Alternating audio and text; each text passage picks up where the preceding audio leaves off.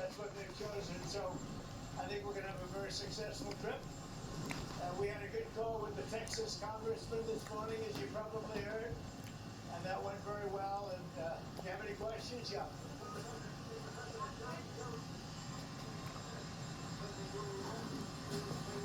From the Labor Department saying that inflation rose slightly last month. Very slight. Essentially, they were exactly as anticipated. Very low inflation. So what you should do is lower the rate. The Fed should lower the rate immediately. Is it because of tariffs?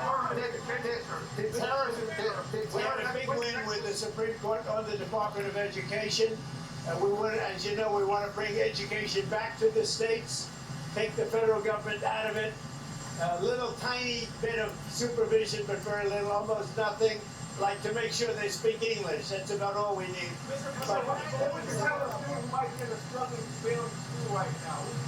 Well, we have school choice, and we're getting school choice approved all over the country. We just got it done in Texas, and school choice is the answer. Yes. Given Russia 50 days, what happens now? Do you talk to Vladimir Putin? Well, at the end of 50 days, if we don't have a deal, it's going to be too bad. Well, Should Zelensky get more aggressive? Yeah, the tariffs are going to go on, and other sanctions go on. Should Zelensky target Moscow? Should Zelensky target Moscow, sir? Should Zelensky target Moscow or deeper into Russia? No, he shouldn't target Moscow. Is that why you gave him more weapons, though?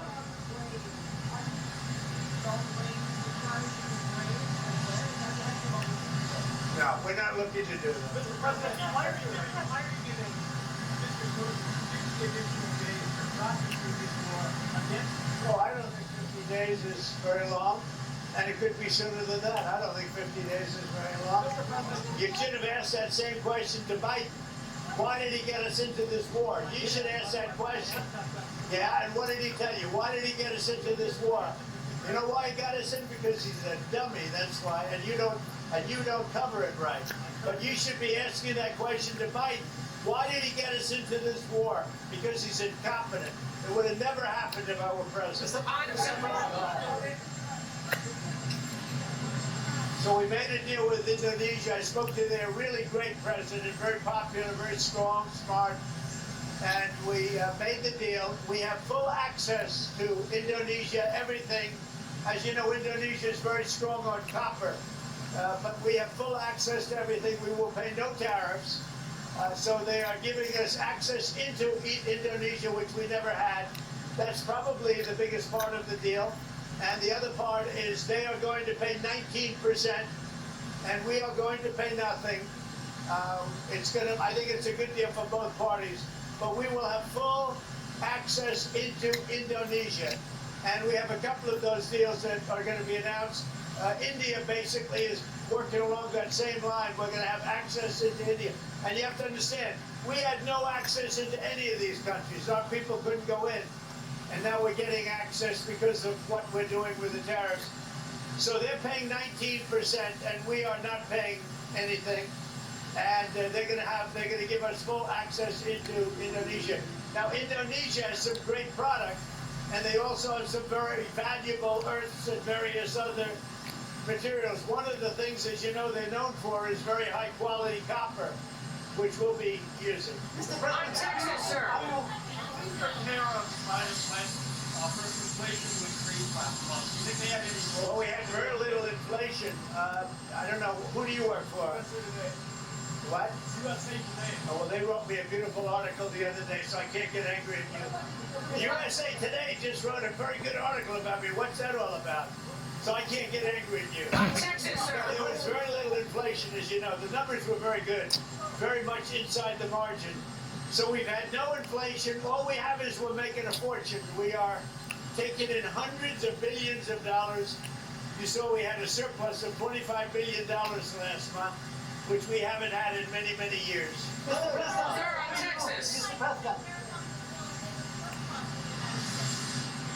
We are doing it because I'm able to do it. Nobody else would be able to do it. We have tariffs going on because we want tariffs and we want the money coming into the United States. But more important than the money, there's two aspects of tariff. There's the money, which comes in, The other aspect is that rather than paying the tariffs, the country or the company will build in the United States, make their product in the United States, and that creates jobs. And I would say of the two, probably the more important to me is that, yeah. Sir, on Texas. Are you on Ukraine's side now? No, I'm on nobody's side. I'm on no. Why? I want to. You know what the side I'm on? Humanity's side. I want to stop the killing of thousands of people a week. I want to stop the killing. I want the killing to stop in the Ukraine-Russia war.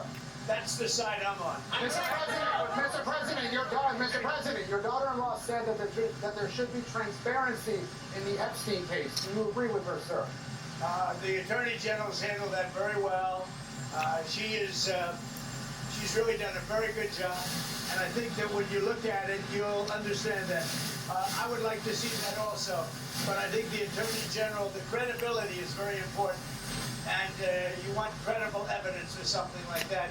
And I think the Attorney General's handled it very well. How many more states? The Attorney General briefed you on the DOJ and FBI review, the findings of that review. The Attorney General briefed you On what? On the DOJ and FBI on what? review. On what subject?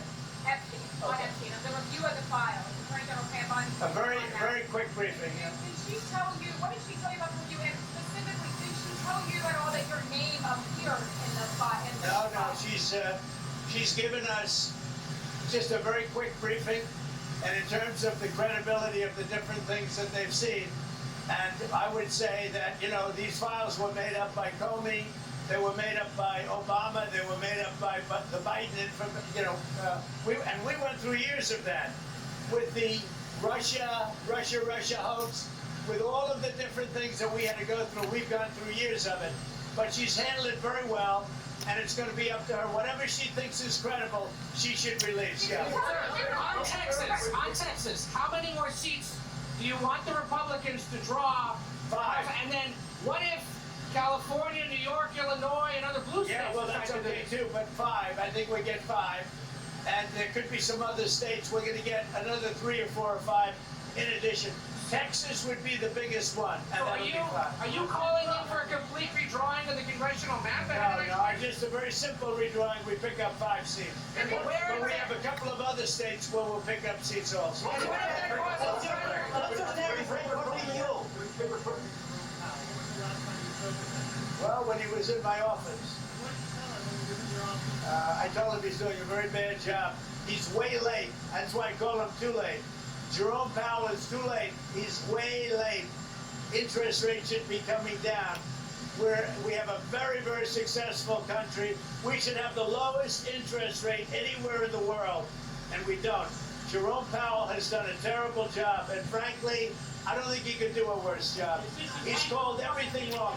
So they had a report come out the other day, 71 different economists, and me. You know who was right? Me. Mr. President. Did you know that? I was right. Mr. President, are you going to appoint Mr. Powell to another term as Fed chair? You must be kidding. Mr.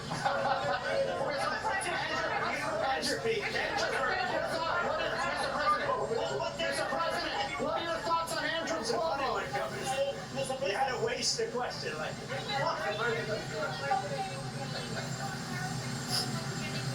No, we are talking to the EU, and we're making progress. But look, we already have a deal with the EU. It's called the letter that was sent out. I think it was 30%. That's the EU. But we, at the same time, we are talking. Mr. President, Go ahead. Well, Mr. President, your reaction to Andrew Cuomo staying in the New York City mayor's race. Andrew Cuomo staying in the New York City mayor's race. I think Your he reaction? should stay. I think he has a shot. Would you prefer him over? Well, I don't want to say, I'm a Republican, he's a Democrat or an independent. No, I think Andrew would have a good shot of winning. He's got to run a tough campaign. He's running against the communists. I would think that he would have a good shot of winning. Tell us about your trip to Scotland, sir. What are you going to do on your trip to Scotland? We're going to be meeting with the British Prime Minister, very respected. And we are going to have a meeting with him probably in Aberdeen. And we're going to do a lot of different things. And we're going to also refine the trade deal that we've made. So we'll be meeting mostly with the, at probably one of my properties, or maybe not, depending on what happens. But we'll be in Aberdeen, in Scotland, meeting with the Prime Minister.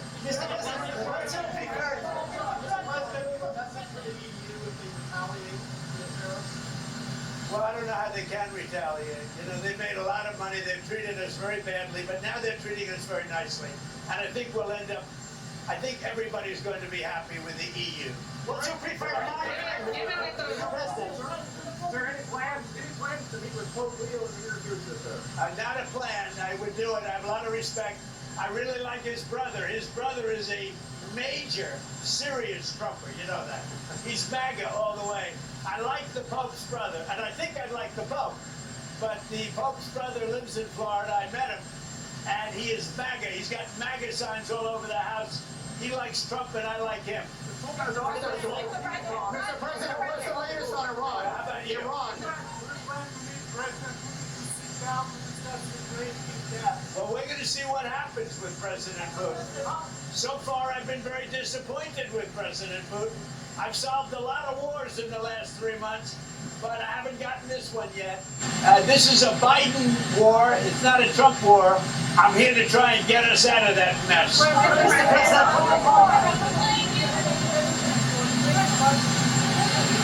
Any messages for what? Yeah, go ahead. Do I have a what?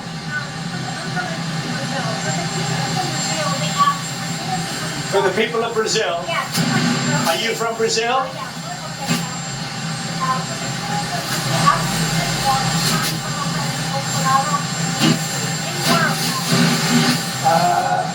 He's going to trial now, right?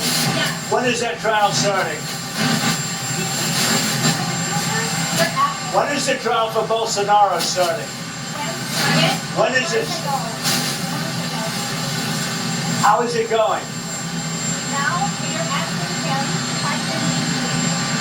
But they haven't found him guilty, have they? But have they found him guilty? No. President Bolsonaro is a good man. I've gotten to know a lot of prime ministers and presidents and kings and queens. And I know him, and I'm pretty good at this. President Bolsonaro is not a dishonest man. He loves the people of Brazil. He fought hard for the people of Brazil. He negotiated trade deals against me for the people of Brazil, and he was very tough. And he was tough because he wanted to do a good deal for his country. He was not a dishonest man. And I believe it's a witch hunt, and it shouldn't be happening. And it's not that I know him that time. Look, he's not like a friend of mine. He's somebody that I know. And I know him as a representative of millions of people, Brazilians. They're great people. And he loves the country, and he fought hard for those people, and they want to put him in jail. And I think that's a witch hunt, and I think it's very unfortunate. And nobody's happy with what Brazil is doing, because Bolsonaro was a respected president. Very respected.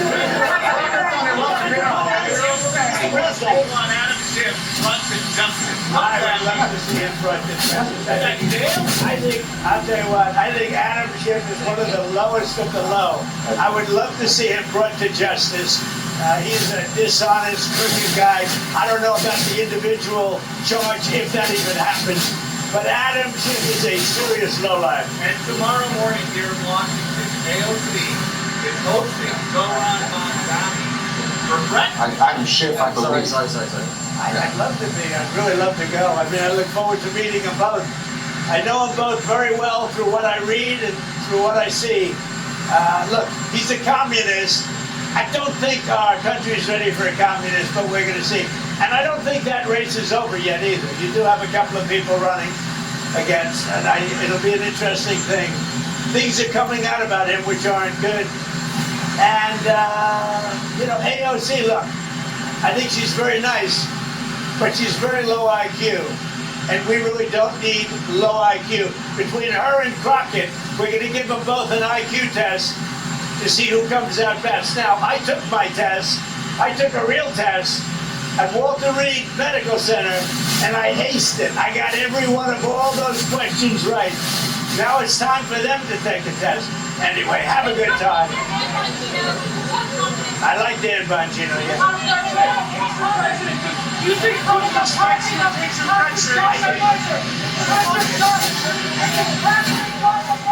I tell you what, All right. 81 well, years John, old, to and say that, he is wide the range of best questions president there. that I have Here, ever Chuck seen Duffy in my talked about the lifetime. economy and inflation. And I He am said quite the numbers proud were to be a exactly as supporter of anticipated, Donald very low Trump inflation, because he and indeed does that was know the his case. And government, after and Trump he Powell is in not pretty afraid to fierce say ways, we have heard what him he do so thinks. in the past. And I said believe he's him. missed it. He's for My USA ears perked up too. and the good Several Lord. occasions. When somebody said, "Are you going to appoint Powell to another term?" and the president said, "You must be kidding." What a wasted question.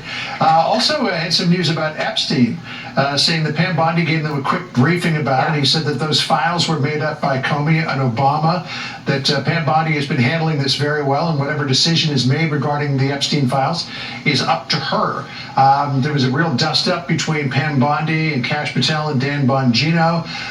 The president, Daddy, as Mark Ruta has dubbed him, stepped in and ended that feud the other day with a lengthy post on Truth Social. So we'll see where it all goes.